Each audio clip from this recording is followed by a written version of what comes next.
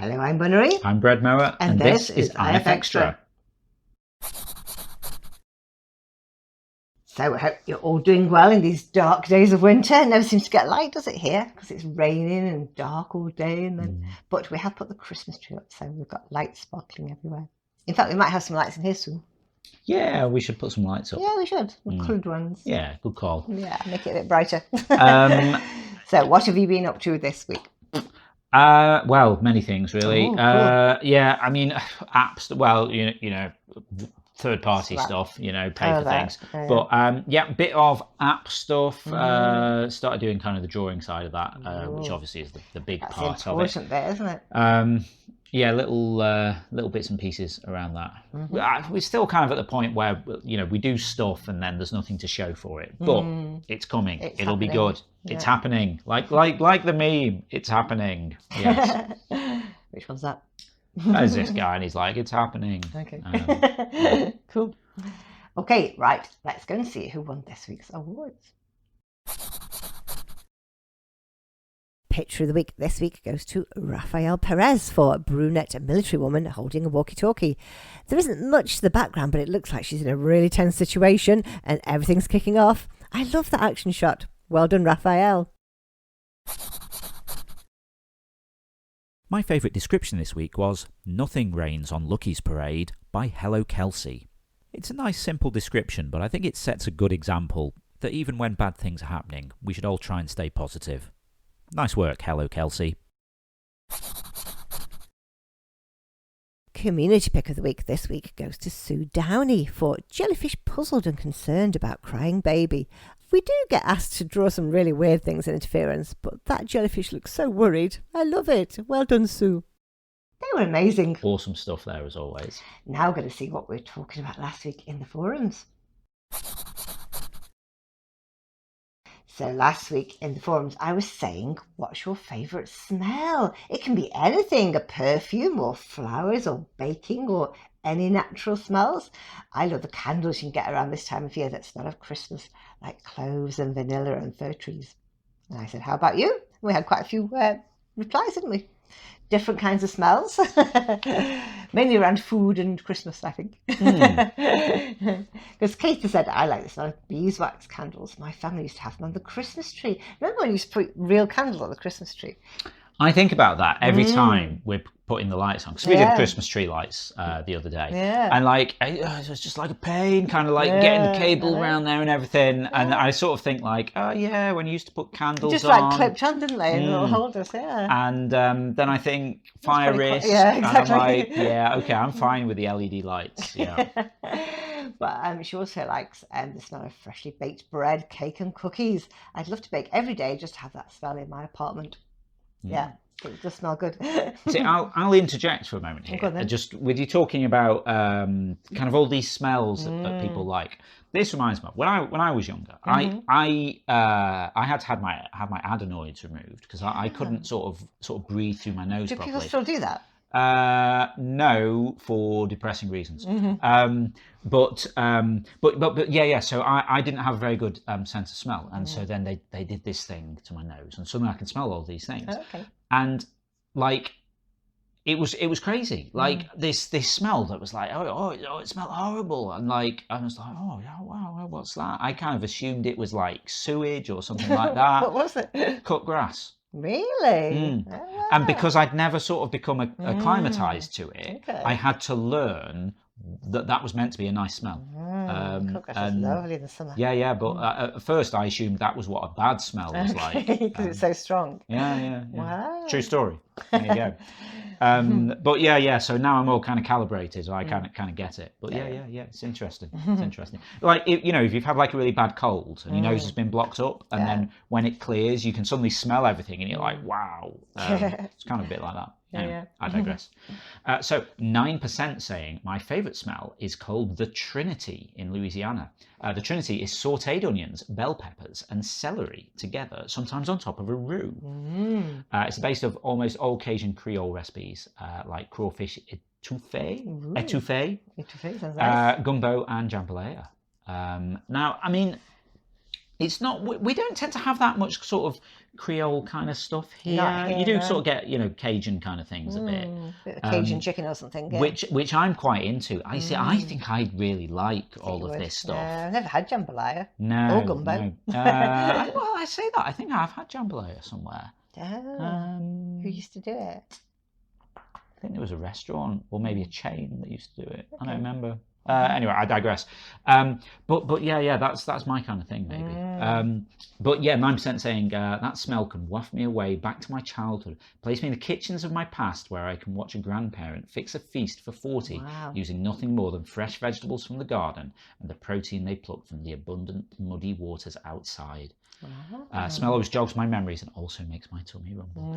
Yeah, it's really weird how like a smell can kind of evoke memories really strongly. And if it's something you remember that you used to eat, it just makes you hungry. Having said that, even talking about this is making me hungry. We haven't had food yet. Okay, so Ambol is discussing the lost historic aroma. He says, my favourite aroma is historic and probably lost forever. In my youth, I lived in a small mill town full of workers living in 2 up, 2 down houses in packed streets. At the end of each street was a public house or a pub selling beers. Because the rooms of the 2 up, 2 down houses were small, it was natural for men to walk down most nights to their local pub, that's their excuse, and gossip about local events over a pint of beer and a few woodbines, which were like cigarettes. And I recall visiting these pubs in these days occasionally to celebrate something. Today I can still recall the smell of stale beer mixed with cigarette smoke and a small amount of the coal fire smoke lingering from the previous night. It was intoxicating. It recalls nights of happy, perhaps inebriating memories. Okay. Unequally, I believe this aroma is lost forever. If anyone knows of a commercial product that I can obtain, I would like to know. I wonder if I could experiment and reproduce the smell. See, I've now got a vision of like a Glade plug-in. I don't know what that's called outside of the UK. But these things you plug into the wall and you put like scent things in, and they make your house smell of stuff. It's like stale cigarette smoke. Lovely. Cigarette smoke and stale beer. Nice. Yeah, I mean, it's true though. I mean, because we've had like the smoking ban in the UK for ages now. Those of you outside the UK, basically, you're not allowed to smoke in enclosed public spaces. So like pubs and things, you got to go outside to a smoking area, which for non-smokers like us is great because there's no smoke in the pub. But yeah, it does kind of make you think.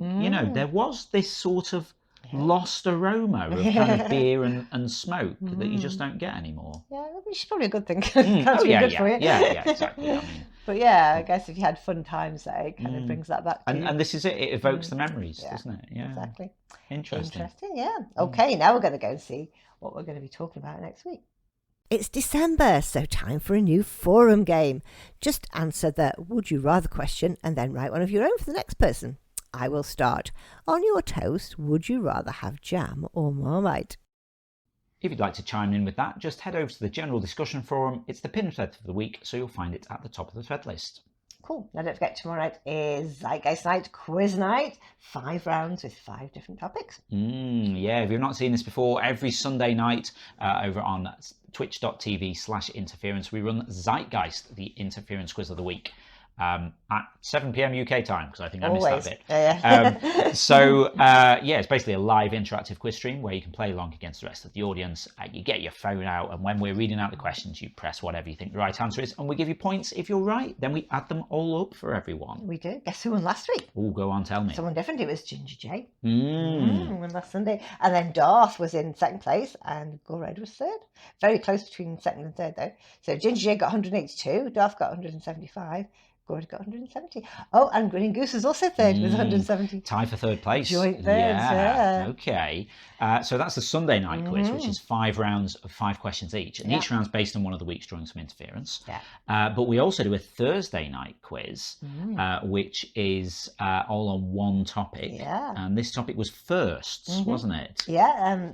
Just like, who was the first to do this? When would the first thing happen? And Callum won that one. with 162 points. Yeah. Darth was in second place again on 132 points. And then Gored was in third on 131. Yeah. So if you fancy joining us for any of these, we've got a regular Zeitgeist, 5 rounds, 5 questions each. On Sunday, twitch.tv/interference, 7 p.m. UK time. Yeah. Like we say, that's based on the week's drawing some interference. So 5 rounds, 5 questions each based on a drawing. We don't know what they are until the time. Bunnery writes all of this. The rest of us, myself included, don't know. But you can tell us the featured artists. Yeah, this week I'm featuring pictures from a Trophy Man, Pointy Cat Ears, Decasec, 9%, and Heraclium. So yeah, I've got 5 very different topics. Nice. And we've got some of the quiz players in there as well. Yeah, we have, yeah. Always Hopefully nice they'll see their own when pictures. people are in the chat when their pictures come up. Good stuff. So And that'll be Sunday. yeah. And then Thursday... Yeah, Zeitgeist 20 is all going to be about doctors. Doctors. Yeah. Real doctors, fictional doctors. I maybe historical doctors. I maybe know a few. I'm sure you do. That's quite interesting. Sure you do. Yeah. I don't know. I was going to say, I feel like I won't really know this, but then a few things are coming to mind. Interesting. That'd be cool. Okay. Well, if you fancy your chances on 20 questions on doctors, why not join us on Thursday night, 7 p.m. UK time, twitch.tv/interference. Cool.